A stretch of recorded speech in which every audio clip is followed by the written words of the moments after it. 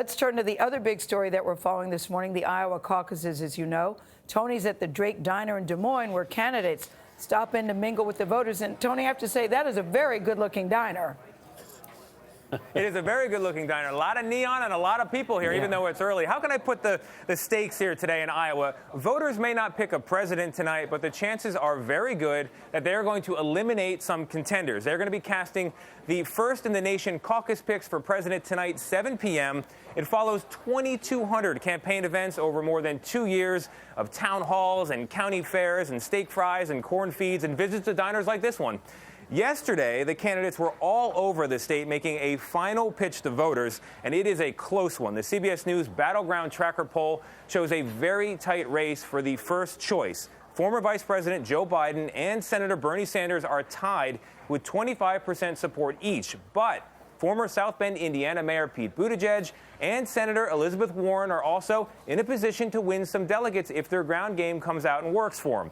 Senator Amy Klobuchar rounds out the top 5 in our poll. We were on the trail yesterday all day trying to catch up with as many of these leading candidates as we could as they made that final plea to voters to get out and caucus. When the middle class does well, everybody does well. We're going to do this and we're going to win. As Democrats vying for the White House crisscrossed Iowa, so did we. Women win. Let's get this done. First stop, an overflowing rally for Senator Elizabeth Warren.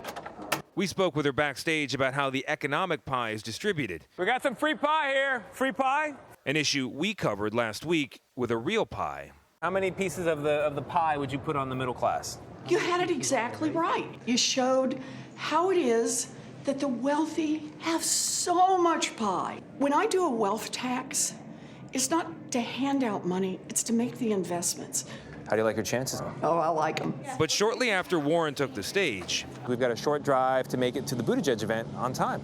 Let's go. 38-year-old Mayor Pete Buttigieg is the youngest Democrat in the field. How do you define victory tomorrow? First place only? I'll leave it to the pundits to set up the goalpost, but what I know So is you're we've leaving the got to possibility have that victory could be something other than first place? well, we definitely need to have a strong showing here because this is our chance to show and not just tell our ability to get folks out to the polls and mount the organization that is eventually going to go on and defeat Donald Trump. I do have a nickname I want to give him. Former President Donald Trump. Meanwhile, attacks on President Trump echoed across the Hawkeye state. In America, the president is not king. The law is king. We got to go. We're going to go try to see Bernie Sanders. It is the beginning of the end for Donald Trump. Thank you. We ended up at a Des Moines bar on Super Bowl Sunday filled with Bernie Sanders supporters. Our job together is to create the highest turnout in the history of the Iowa caucus. The Vermont senator predicted victory, All right. then sped off before we could catch him. We tried. We did our very best. Polls open tonight here at 7 p.m. Central Time, but it could be a very long night with some new rules that could see second-tier candidates pushing leading contenders to victory.